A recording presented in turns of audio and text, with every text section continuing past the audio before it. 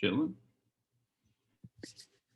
Feels particularly early this morning. I don't know about you guys. I just finished breakfast myself, so we can all wake up together. So today we've got some more kind of philosophical things. I think, did we look at the syllabus together last time? I think we did, so we don't need to do it again today. But one thing to keep in mind is next week we do not have any assignments. We'll finish this book, Life of the Buddha.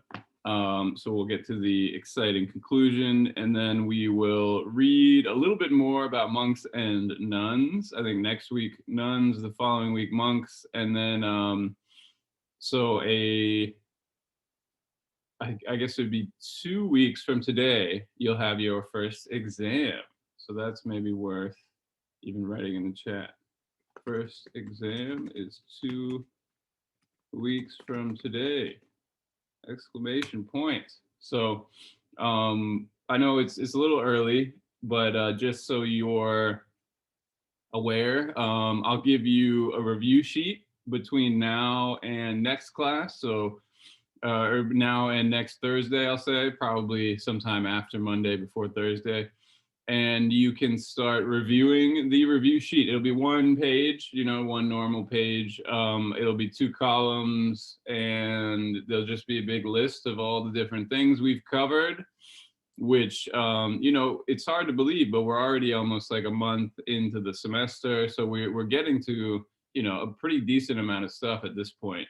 So I'm going to make a list of all the things that are important in my mind that I want you to know. Then you can review that, and then we'll take the exam in class 2 weeks from today. So do you guys have any questions about that now? Exams and things. I know exams are important. So yeah, if you have questions now, you can ask them. If you have questions later, we can talk later. But I just want to make sure you guys are all on the same page. All good? Okay.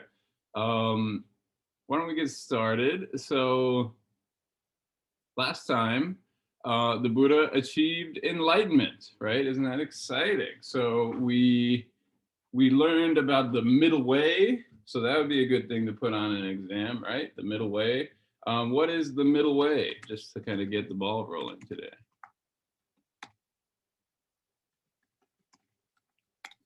It's kind of like after he does like the 100 days, he decides to take a middle road in kind of trying to help end suffering. Mm-hmm. A middle road, I like that. Middle road, that's pretty close to middle way. In fact, a middle road between what? Between being an aesthetic and being I guess being, I don't know what the other side would be, but it basically just means like being like completely deprived of all like just also like completely deprived basically of all forms of indulgence, and kind of the opposite of that. And so the middle way would kind of be right in the middle. Not to use the same word over again, but yeah. And I think you got all the words there. And so maybe one way we can put it is between asceticism and, oh, sorry, did you say something else? Things are getting garbled, but I got most of that, Sydney. So between asceticism and indulgence is a nice way to put it, right?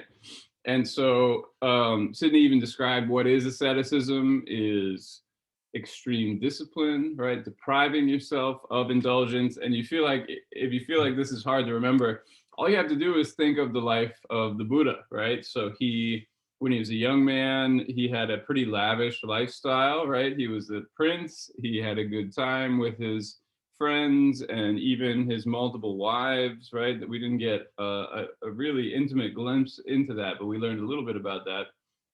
And so he had a pretty comfortable life, right? He had a very safe, very comfortable existence. We can remember why is because his father wanted him to stay at home. Remember that prophecy, right? Where if he leaves home, he'll become this religious teacher, which is, of course, what we saw happen.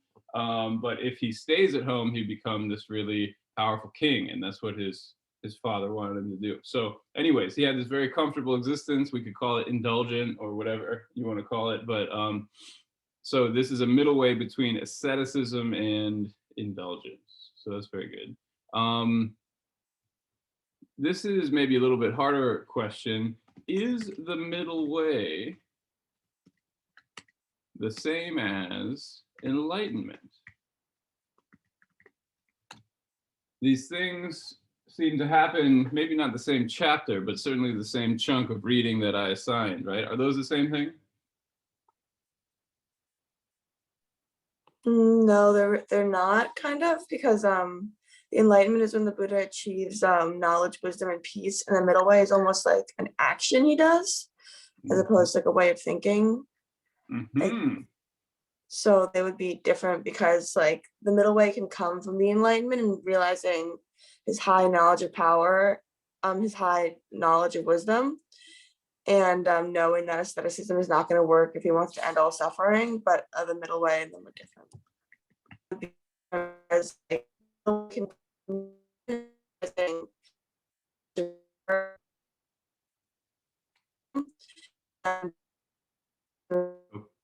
So I think, again, Sydney got garbled at the end, but I liked what she said at the beginning. So enlightenment is the state of knowledge and wisdom, right? This achievement that the Buddha came to through many, many lifetimes of effort.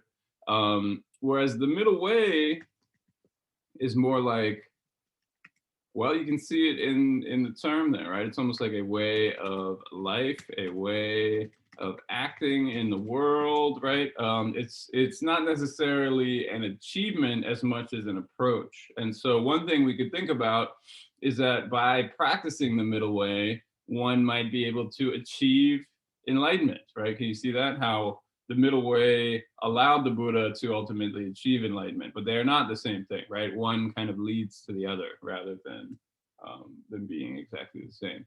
Okay. What else did we talk about? We had battles with Mara. That should be pretty clear. Who's Mara?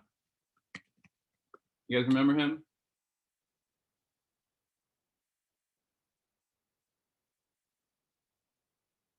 And you don't have to microphone in. You could type in the chat. I'm typing in the chat. Who's Mara? He was like that guy that came out from the water when Buddha was reaching enlightenment. Mm-hmm. That guy that came out of the water. That's right. Yeah. That tells us a little bit. Yeah. What else can we say about him? It's true. He did come out of the water in the movie. But what else do we know about him? What else did he do? He wasn't just hiding in the water the whole time, right? He was in fact behind that entire scene, right? He was testing basically the Buddha with like desires to kind of get him straying away from like his life and his, I guess, journey to enlightenment. Good. Yeah, so he sent his daughters, remember Mara's daughters, and when they came, the Buddha was not interested, and we talked about that, and we talked about how there's kind of some misogyny, it's a hard word to spell, behind that scene. And we will talk about that again next class, I think. Next class? I think so. So kind of an interesting subject, I think. So he tests the Buddha with desires. He also causes other emotions, right? He tries to scare him. He tries to make him angry. Remember all that stuff, right? But it doesn't really work. He tries to confuse him and kind of trap him, right, with his illusions. And of course, Keanu Reeves has none of that. He's not interested. And so ultimately, the Buddha kind of defeats him, right? And I don't know if I told you this last time. It would be tempting to say Mara is like Satan, right? He sort of is a Satan-like figure because Satan, of course, is this great tempter. He tested Job. Maybe you guys know the book of Job. Do you guys know the book of Job? Does that ring a bell? It's something I don't always teach it in my 110 class, but I have taught it before, and it's an important part of the Bible. I think it highlights something maybe just parallel to Buddhism. Maybe that's why I'm kind of drawn to it, where Satan kind of tortures this very devout guy named Job, and to try to see if he loses his faith in God. And there's something very similar happening here in this scene with the Buddha, right? The Buddha is being tempted and arguably tortured by this satanic kind of figure named Mara. But one difference is he's not actually like a they call him a demon, which is not wrong. He is sort of like a demon, but he's actually a god. He's from this part of the wheel, right? Because again, it would be tempting to think he comes from hell or something like that. But hell is actually mostly just people suffering. There's not really a Satan figure there. There are figures who work there, like this guy looks kind of Satan-y, but this is not Mara. This is actually sort of a good guy. We'll get into this a little later, but there's this group of figures called Dharma protectors. You might notice there are Buddhas all over in the hells and in the other realms too. So yeah, down below there are these sort of demonic figures that do the torturing, but Satan, or I should say Mara, is not actually from down there. He's from up here. He's like a low-level god. And so when we think about who is Mara and what's his deal, he's powerful, right? He can create all these illusions for people, and so that's part of his, role as being a god, is he comes down and he's people. Okay, very good. And the Buddha calls on the earth. Why does he do that? Again, we talked about this very famous hand positioning, right? It's in the slide. It's on our book. It's all over the place, honestly. A lot. I'm not going to say it's the most common, but you'll see it a lot. Let's just say that. This position of the Buddha calling on the earth. This is really the moment of enlightenment, right? That's why he's so commonly depicted doing this. But again, this is by way of review, but why is he doing that? Why is he calling on the earth? He's saying that the earth is his witness because Mara is saying that no one's here to witness you achieve enlightenment, but he calls upon the earth to say that it is his witness, it has seen what he has done. And when it's a nice moment, and it's very, what to say, it's kind of, metaphorical. It's almost like artistic or something.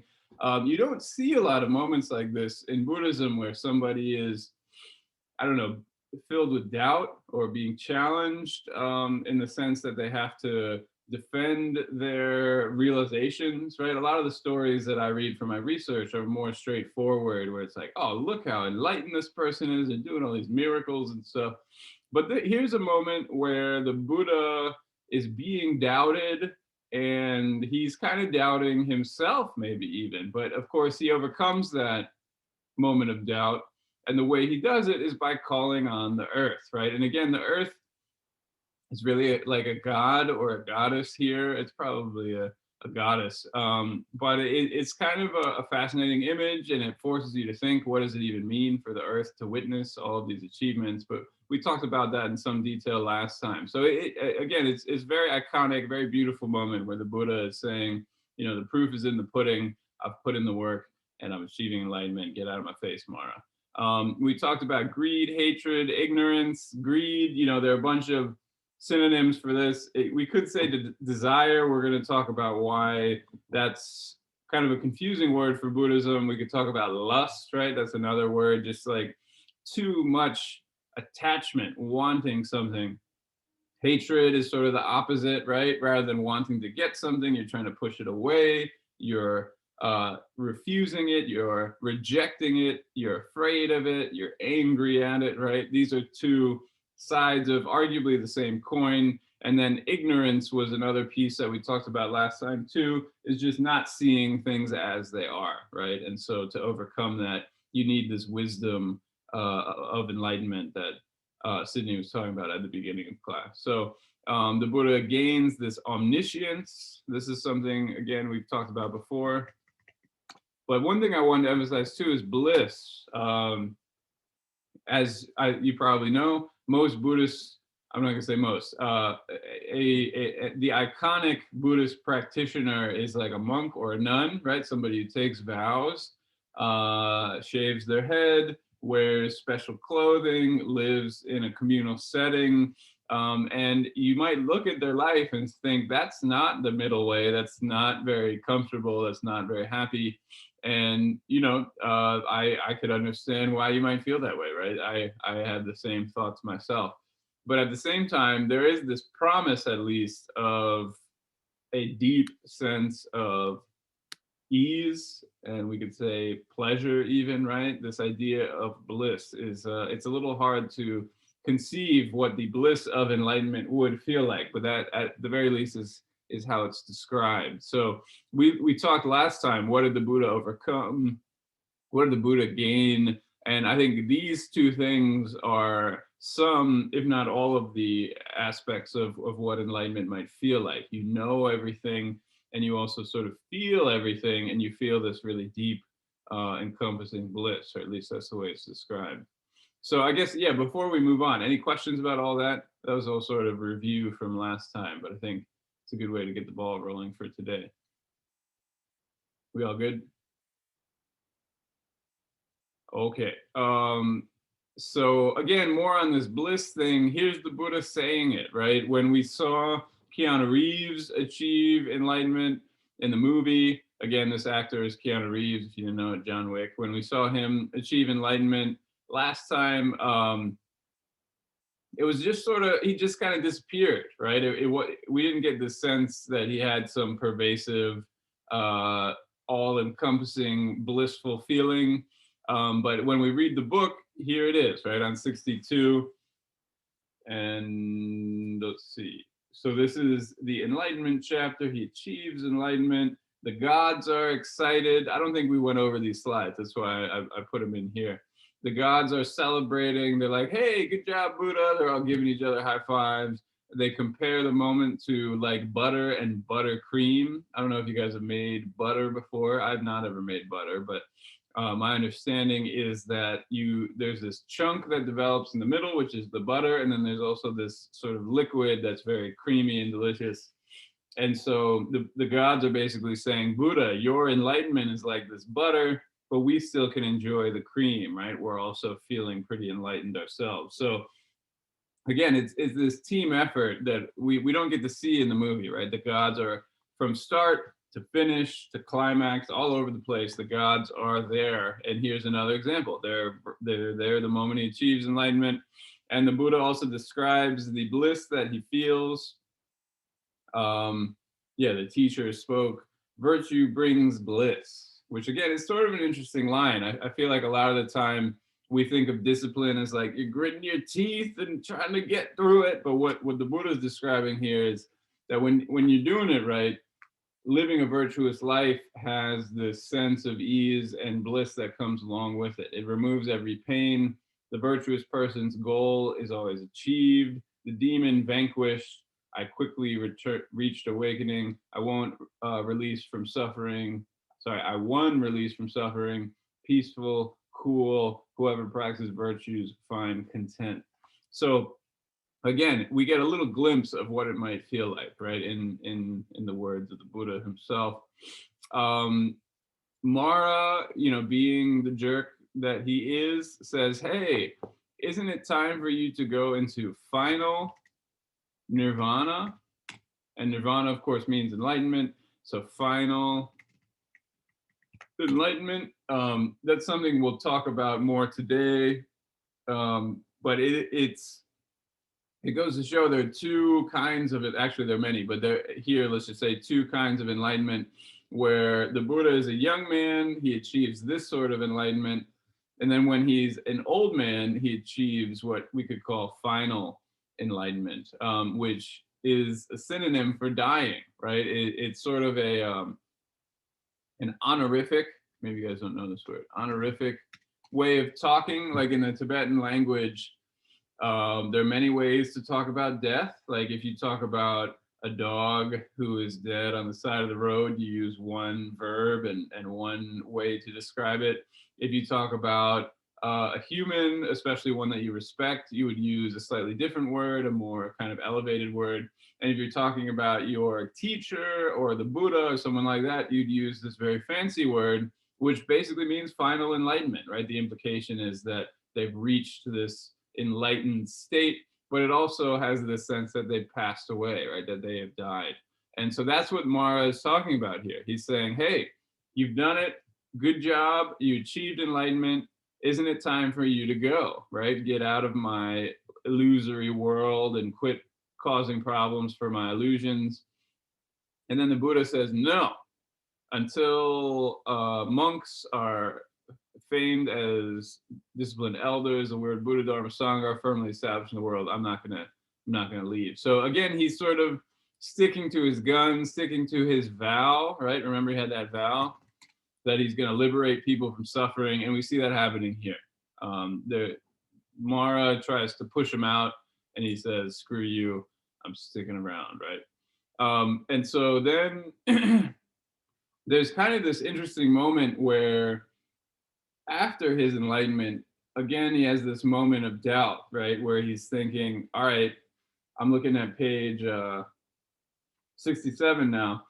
I've attained an essential dharma, simple, peaceful, deep, bright, elemental. No one I might teach will understand, so I shall live in silence in the woods." Have you guys ever felt this way? Where like, I figured this thing out. I'm so smart, I'm so accomplished, and no one will ever understand me, right? Sort of a sad thought. And so the Buddha's thinking, maybe it'd be easier for me to just stay out in the woods for a while. And this is a classic image, right? You've got the sage, the wise teacher who stays up on the mountain, who stays out in the woods, and who stays away from society. And then the person who is seeking some kind of enlightened wisdom might go out and find this teacher. Is that an image you're familiar with? You've probably heard something like this before, right? So the Buddha's thinking, maybe that's what I'll do, right? I'll just live outside of society and I'll just stay away from things. But again, here come the gods, right? Brahma on the next page. Yeah. He says, here in Magda, low teachings reign, corrupt and unholy, poor thinking. Open the gate to your central teaching. Please explain your flawless understanding. And so what is Brahma doing here? He's basically saying, hey, buddy, you figured out this thing. We've got some problems out here in the world. Why don't you help teach us, right? And of course, again, the Buddha, even though he just achieved enlightenment, he's still thinking about what's the best way to teach. And this is a very common theme. If you want like the real secret sauce, the real special teachings from your teacher, you got to ask them, and you often have to ask them multiple times, right? Maybe I can make this into a question. Why do you think that is? Why do disciples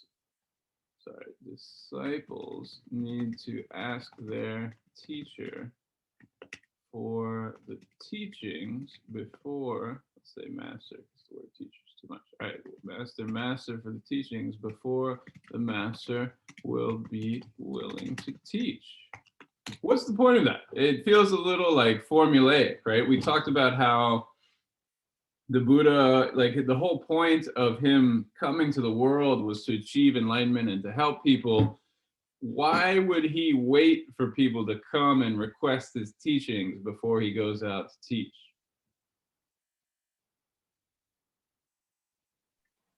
Maybe like in some ways it shows that they're eager to learn more. Mm-hmm. So that's good. So on the part of the student, it shows that they're eager. Are you guys eager to learn more? Oh yeah. Oh yeah. I'm glad to hear it, Colin. Thank you. If you left me hanging, I don't know what I would do. But yeah, so we could start class with me sitting in silence and waiting for you to ask me for the teachings, right? And that would show that you are ready to hear them. Because honestly, right now, I don't have your video screen up. I guess I could open it up. Yeah, I see some of your faces. Hey guys, good faces. Yeah, nice. Yeah, I just have my own little face because I have too many windows open. But I could just be talking into the void, right? I don't even know how you guys are receiving it. And so I think that was Catherine who just spoke. Just like Catherine said, it shows that the students are ready, right? They're ready to learn. And if the students aren't ready to learn, what's the point in teaching? So that's one aspect. Another aspect too is, I don't know if you're aware of this, maybe some of you have some experience teaching. It's very easy to fall into a trap when you're a teacher that like you kind of know everything, you're so smart, you have so much to give to the world, right? That's how I kind of live my life. I'm joking a little bit, but this has happened, you know, especially in recent years. I'm sort of a new teacher in a way. I've only been doing this for a few years. And my head has grown a little bit, right? I am a little more egotistical than perhaps I used to be because it's my job, right? It's my job to teach. It's my job to show people things. And it's also sort of a moment of humility for the teacher, right? Where they would otherwise be silent and kind of withhold their thoughts because like, you know, nobody asked me to say what I think, so I'm just not going to say anything. But here, quite explicitly, we have somebody asking him. He's saying, you learned something that is valuable, please share it with the world, right? And in a way, you know, Manhattan College hiring me is sort of like that, right? They're saying, hey, you know, you passed the test, you did the thing, so now please teach the world what you've learned, right? So it's a fascinating moment, right? In this sort of etiquette of teaching and learning, but it really continues throughout the Buddhist tradition. We'll see it again at the very least in the Zen tradition and maybe in some other traditions too. So again, small little detail, but I think it actually sort of says a lot. So I've got one more slide for you before we'll do a little breakout room thing. The Buddha finally teaches, right? So he lived a pretty long life, as we saw at the beginning of the book. He lived for 80 years and he achieved enlightenment when he was 35, right? So this kind of enlightenment while living, right? Not the final enlightenment at the age of 35. His final enlightenment at the age of 80. So there's a 45-year period in between, you know, a majority of his life where he's teaching. He's traveling around, going to various communities. He doesn't really like set up a monastery. That's sort of a later development. He just travels around and goes wherever life takes him, teaches people wherever they need him. And this pretty short chapter covers that entire time span, right? So I'm talking chapter 11, page 67 to 77. So those 10 pages cover a 45-year span. So as you can imagine, it covers a lot of stuff. We're not going to go into much detail, but this first teaching is the one we will focus on today. So the first teaching is, remember those ascetics who were kind of mean to the Buddha? They're like, oh, you've grown soft. You know, you gave up on your disciplined practice. You're weaker than we are. You ate food. You took a shower. You know, get out of here, Buddha. We're not so impressed with you anymore. So eventually the Buddha comes back and they're like, whoa, is he like levitating and glowing golden light or something? And they're like, yeah, maybe we should pay attention to this guy. So the Buddha gives them the first teaching, and it is the Four Noble Truths. Yeah, it's cool. And so that is what we will look into with more detail today, the Four Noble Truths. Have you guys studied this before? Does that ring a bell? Four Noble Truths? Yes. Yeah, so Catherine's heard of it before. In 110 class, the religious studies 110 class, that's probably like, if you cover like one Buddhist teaching, it's probably going to be this one. It's kind of, I mean, they're all winners, but it's kind of like the core Buddhist teaching in a way. So we'll focus on that for the rest of class today.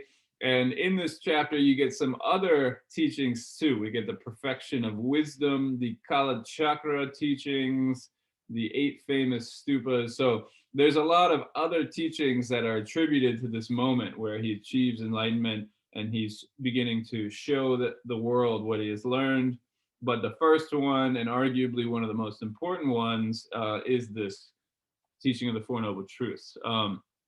He also teaches the middle way, right? You can see that here. Monks, there are 2 extremes that a renunciate must not fall into: overindulgence in the pleasures. We talked about that, right? And self-mortification.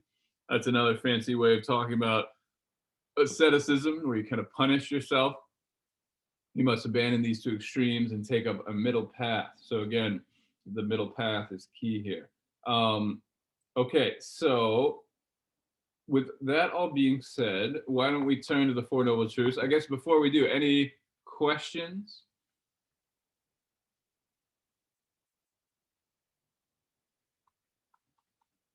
No questions? All right. So here's what we got for today. I know it's early and this is kind of a personal subject, so you don't have to get too personal if you don't want to. You can make it hypothetical, right? But I would argue, and I think most of you agree with me, is that we are suffering right now, right? That the pandemic has introduced kind of a new and maybe we could say unique form of suffering, right? I this year has been unlike any other year of my life. I can say that with some confidence. And let's think about it, right? How is it different? I mean, I think we could all agree we're a little stressed out, we're a little overwhelmed. But what exactly is going on, right? How exactly does it feel? And again, this is maybe a little bit of a hard question. We often don't quite sit with this as much. We just sort of feel the suffering, like, oh, I just want it to go away, right? Or we'll make some social media post or send someone a text message and hope that it goes away as a result. But what exactly is going on, right? What is suffering about life right now, right? What parts of life right now feel uncomfortable, feel like suffering? What does it feel like? And once you get that feeling, right, that first question, which is just what is it? What is this pandemic life of ours? An interesting question is why? Why is the pandemic making us suffer? You know, there are some obvious answers, which is maybe a friend or a loved one or somebody has been deeply affected by this, right? I hate to even put this into words, but maybe you know someone who's passed away. I was listening to a podcast. I was listening to This American Life, which actually it ties in with the rest of class. I'm not going to make you listen to it or anything, but they just talked about how there was this family and one guy was going to get a shot and they were interviewing the nurse who administered the shot, or getting the vaccine, I should say. And he said how they initially made the appointment for the parents, but they decided to give it to the son because like his brother had died from COVID. And it just like hit me in the heart. I was like, oh my God, people have died from COVID, right? You see these numbers and it's easy to think like, wow, that's a big number. But it doesn't necessarily have the weight of like this family that's being torn apart because members of the family are dying, right? So again, I don't mean to bring up any trauma for you in ways that are uncomfortable. So if you don't want to go into specifics, please do not. If you want to, obviously you are welcome to though. So let's just think about this. So what is the pandemic doing to us, right? You specifically or people in general, right? What is the suffering of the pandemic and why, right?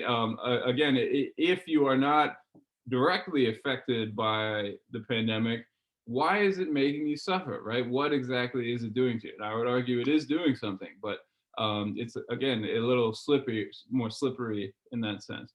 Now the flip side of it, short of ending the pandemic, which obviously we all want to do, is there something that you can do to overcome this pandemic suffering? Also an interesting question, right? We can't end the pandemic without competent leadership because obviously other countries were able to do that. I don't know if you're aware of this, but that is the case. So our leaders have failed us, but beyond that, what can we do to overcome this pandemic suffering from our own side, right? Short of getting new leaders who will actually take care of us, what can we do to deal with this suffering? First, well, I guess the question is there something we can do? And then the question is what, right? So again, kind of a difficult subject, kind of a difficult conversation, but I think it's an important one. And that's why I wanted to frame it this way. And maybe you can tell the Four Noble Truths address these very questions. And so, question number one is what is the pandemic suffering that you're going to? Question number two is what can you do about it? Question number three is how do the Four Noble Truths come into this. So if you want to make it a more kind of abstract philosophical conversation, you could talk about the Four Noble Truths as well. So is that clear what I'm asking you guys to do? Do you guys have any questions about my questions? Suffering, pandemic, causes, what can you do? And then Four Noble Truths, how does it come in? And of course, this is in Keown on page 44, so you can go through the book together. I encourage you to do that, right? I have Keown open on my screen right now. I printed it off. I couldn't find my printed copy, so I don't have that in front of me. I'm a little embarrassed, but I encourage you guys to print it too. If you can't print it, open it up, check it out. Four Noble Truths, how do they come into this conversation too? Okay, so any questions? You guys ready to rock? All right, I'm gonna pause. Keep thickness interesting. So actually, I was a little nervous that this was too heavy for the morning, but at least in the two groups that I joined, we had some really nice conversations. So I hope that you were all able to, use this time together to talk about things that are on your mind. Again, that's kind of the point. And something that Colin and I were talking about a moment ago is how to connect these kind of abstract philosophical ideas to our life experience, right? And again, that's, I think, a challenge of a class like this is to kind of bring it alive, right? So that's something we're trying to do today. I would like to hear your personal stories, right? But I think in the interest of time, we've only got about 20 minutes left. Why don't we turn to the class material? What were any groups able to connect their own experiences to the Four Noble Truths? Did you guys get through those, or have any enlightening conversations about the Four Noble Truths? My group didn't. We didn't really talk about the Four Noble Truths, but looking at it like the truth of suffering, I feel we talked about how like this pandemic brought out like the worst and the best in a lot of people, and how like all this, a lot of things that happened in 2020 and even this year would not have happened if the pandemic hadn't been a thing. So I guess like all this suffering really like opened a path for a lot of people to find themselves and grow spiritually as individuals, and also as society as a whole. I feel like we really learned a lot from this pandemic. That's great. I love the way you're thinking about this, Ali. And obviously, pain of any kind, or suffering of any kind is going to be a challenge. And sometimes it's overwhelming to the point where you sort of hit this rock bottom where you're like, I can't deal with this, right?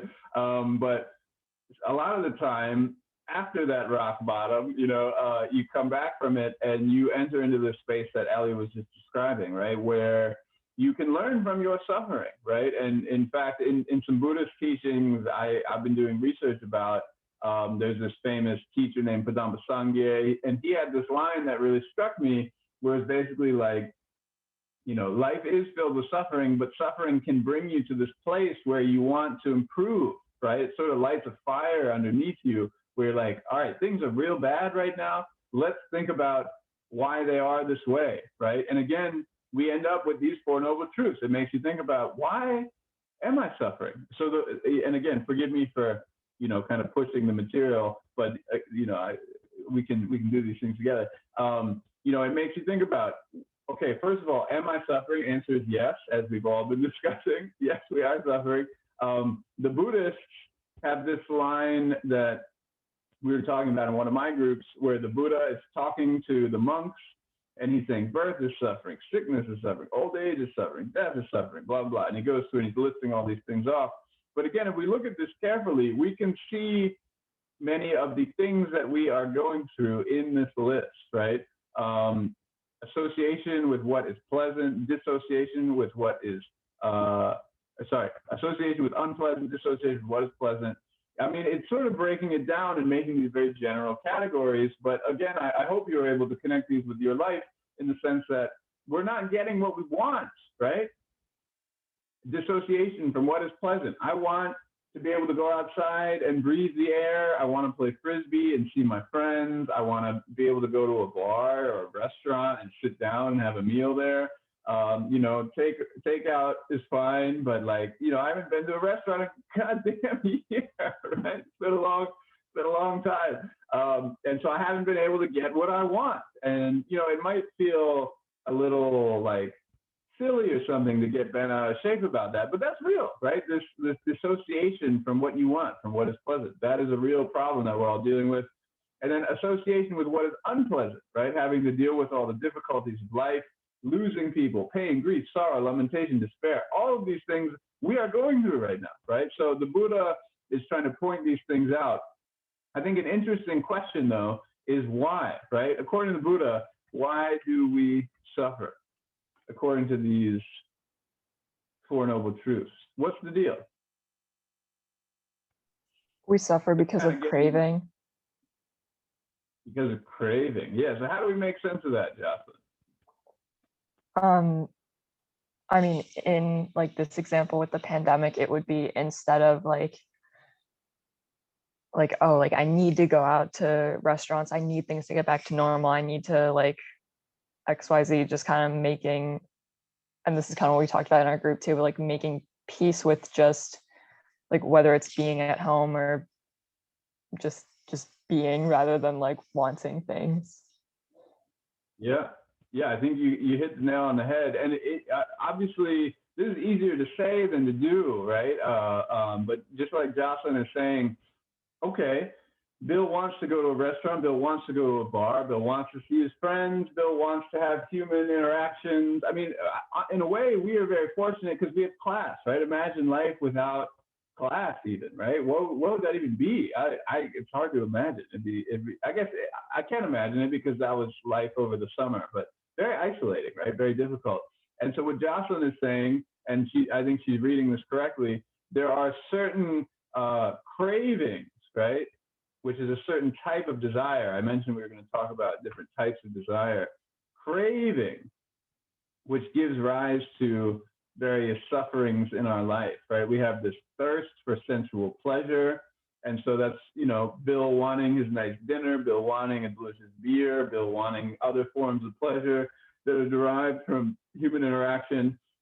Thirst for existence, right? So wanting to have stuff, wanting things to exist, wanting to exist in a certain way, and thirst for non-existence. So not wanting this pandemic, not wanting to be trapped in my little apartment all the time, right? Not wanting all of these difficulties that are in my life. And again, if we think about, you know, what is so troublesome right now, a lot of it comes back to this kind of feeling. Like, I want that and I don't want this, right? But all I have is this and I don't have any of that.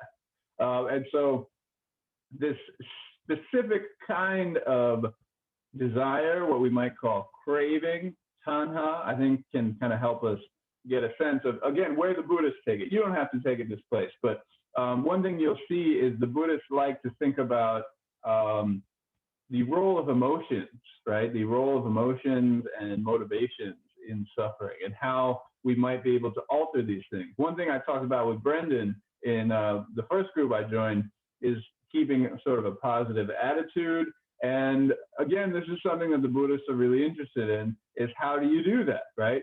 So this is an explanation from Keown, and I think it's a pretty good one, that craving is a desire that has become perverted in some sense. And so one thing I want to emphasize is that not all desire is bad, right? Remember, the Buddha had his middle way where he's saying, okay, I tried it. I tried to live without desire. It didn't really work out. Remember, he starved himself to death and all that sort of thing. Well, mostly to death, not quite to death. And then he came back from that and he decided a little bit of desire is not wrong. Certain desires are not wrong. The desire to eat food is not wrong, right? But when desire becomes perverted, usually by excessive or by becoming wrongly directed, the aim is usually sensory stimulation and pleasure, right? It's a certain kind of desire that is causing us problems. And so to come back to Jocelyn's point, one thing we could do, and I know this is maybe not so appealing, but is to think, what sort of desire am I having right now? And again, this would be a Buddhist approach, is what are the various desires that are tearing me apart right now. And I'm not saying that you just need to throw them out the window and it's your fault that you're suffering, because obviously it's not, right? I think we can all agree that the pandemic is not any single person's fault. You know, we could probably come up with some people who contributed to it more than others, but we don't have to talk about any of them. Well, and so the opposite of this craving would be a wholesome desire, right? Whereas wrong desires restrict and fetter, right desires enhance and liberate. So what would that look like? What's an example of a wholesome desire? A desire to maybe like connect with a family member or a sibling more, like while you're stuck inside.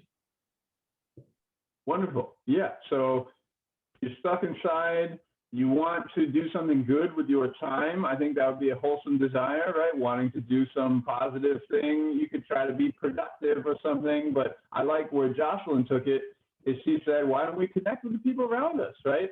Again, a Buddhist idea is that things, you know, things change, things come to an end. We go around this wheel over and over and over again. Our time here is short. Why don't we connect with each other? Why don't we understand each other? Why don't we share some stories, share some laughs, share some time? It's something that we can actually do, right? And I would argue that that is a wholesome desire. Now, you know, sometimes wholesome and less wholesome desires can get mixed up with each other, but it sounds like Jocelyn gave a very wholesome example. Other examples of wholesome desires? We only have 8 minutes. I had a couple videos here. It's an interview with Maya Angelou where she has this line that really struck me. She says how love liberates, love does not bind, which I thought was pretty cool, because I think love is one of these complicated ones where love can be a little bit more like craving, right? This more sort of perverted desire, this very selfish desire, controlling desire where you want somebody, you want to keep them close to you, you want to bind them, you want to control them, something like that. Maybe you've had that feeling before, or you have received somebody else's kind of controlling love before, and it doesn't feel very good, right? And so how do you have this more liberating love? That it's what Maya Angelou is talking about in this clip. So I encourage you to check that out. We don't have time to watch it together today, but it's one way of thinking about what does a wholesome, liberatory love look like. And simply put, it's sort of one that lets go, right? It's basically, you've probably heard this metaphor before about letting somebody fly, right? Giving them wings to fly rather than trying to restrict them, and then being there when it is time for them to land. It's a love that trusts, right? It's a love that seeks understanding and tries to understand the person as a person who needs and wants that might even be beyond yourself. So anyways, I encourage you to check that out if you have time. And so this is really the crux, right? Certain kinds of desires cause us problems, craving, right? These negative desires, but other desires can be pretty good, right? The desire to wake up early in the morning and come to class, I would say, is a pretty wholesome desire. So hats off to all of you, right? Thumbs up. So let's keep going. Again, we got 5 minutes, and we can pick up with this next time. Here's a new idea, which is called interdependent origination. It's a little bit complicated at first, but it's sort of built on a simple premise, right? Is that everything which comes into being originates in dependence on something else. Basically saying everything comes from somewhere, right? Every effect has a cause. And this is something we talked about with karma, but we didn't go into quite this much detail, right? It's basically saying everything has a cause, nothing exists independently. And because of this, things are in constant flux. So the causes that led to my existence are my parents got together and made me, right? What's keeping me alive is the food that I eat. That's another cause. If I eat bad food, it'll make my tummy ache. If I eat good food, it'll keep me healthy, right? If I eat this, it'll make me that. If I eat that, it'll make me this. The things that I think, the things that I do, those also contribute to how I am and who I am and where I am and what I'm doing, right? So there are causes and effects that are constantly swirling around and creating our way of being. But as a result of this, we get these 3 marks of existence, which maybe we can start with impermanence. What does it mean for something to be impermanent?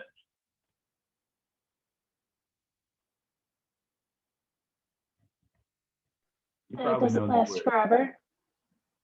It doesn't last forever. Yeah, exactly.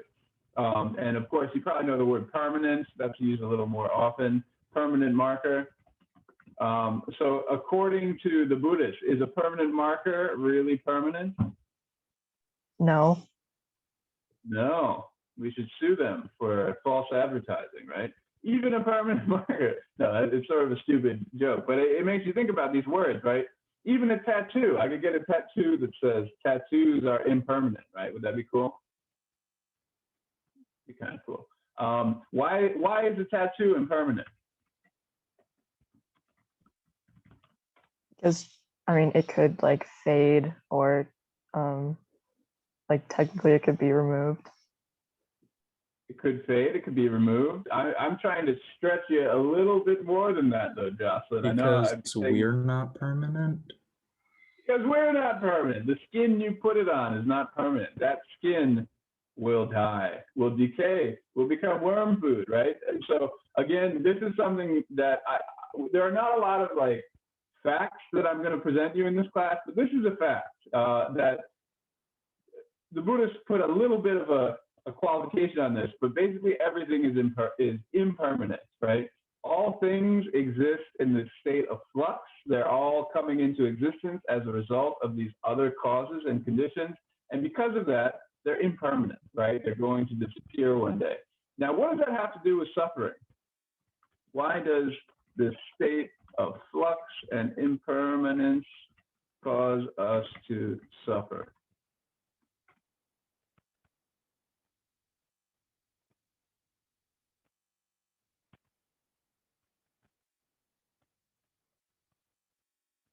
This is what we're thinking about, because this is, again, we're thinking about what is the cause of suffering, why do we suffer, what does that have to do with impermanence? Maybe because like it's natural instinct to always be concerned about what's going to happen to us next. So that like aspect of impermanence is kind of hard for us to internalize.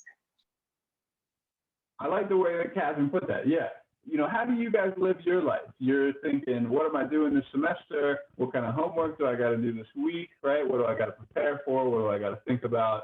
I'm the same way, right? I made a syllabus for you where I outlined we're going to do this, this, this, and this. My life kind of proceeds semester by semester, but I have my calendar all set up. We're going to do this that day. 2 weeks from today, we got an exam. We're making plans, right? We're making plans. Now, do I ever write on my calendar, today might be the day that I die, or perhaps tomorrow, or perhaps the next day, right? That's not a part of the plan, right? That's not a part of the plan. We don't approach our lives as if we are impermanent. I hate to put it this way, but it's true. Very few people do. And something very powerful happens when you do, right? All of a sudden, these plans seem a little less solid, a little less reliable, right? And again, the Buddhists would argue this very point, right? This lack of understanding that things are in flux, that things are impermanent, often causes us to suffer, because inevitably, when we die, when our computer breaks, when our loved ones pass away, we are surprised and we are hurt and we are unprepared for that. What the Buddhists would argue is be prepared. Know that this is the way that things exist in a constant state of flux and transformation. Know that this idea of a permanent and everlasting self is an illusion. And once we recognize that, something kind of amazing happens. Okay, we are out of time now. This is actually a pretty good place to stop, I think. We can pick up with this second truth next time. Just a little bit of a preview. The third truth is basically saying suffering can stop. I know today's class has been a bit of a downer, but there is this promise of enlightenment, right? That you can end suffering, and there's a conversation of what is that like? And then finally, there's a path that leads to the end of suffering, right? So this is the exercise, is what is suffering? That's something we did together. Why am I suffering? That's a little bit harder. The Buddhists take it to a very kind of emotional place. Is it possible to end my suffering? The Buddhists say yes, even if you can't control the pandemic, they're saying there is something you can do about it. And then fourth, here's the way, right? So we'll get to that next time. Any questions? How's that all sound? Good? Okay. Enjoy the snow. It's starting to accumulate, although it's not like the big chunky flakes. So it's not it's not so bad, but I think it's going to snow for like a day and a half. So I hope you guys are hunkered down and comfortable. Have a good day. Enjoy your other classes from home, and I'll see you all Monday. So I guess, yeah, have a nice weekend. I'll see you all next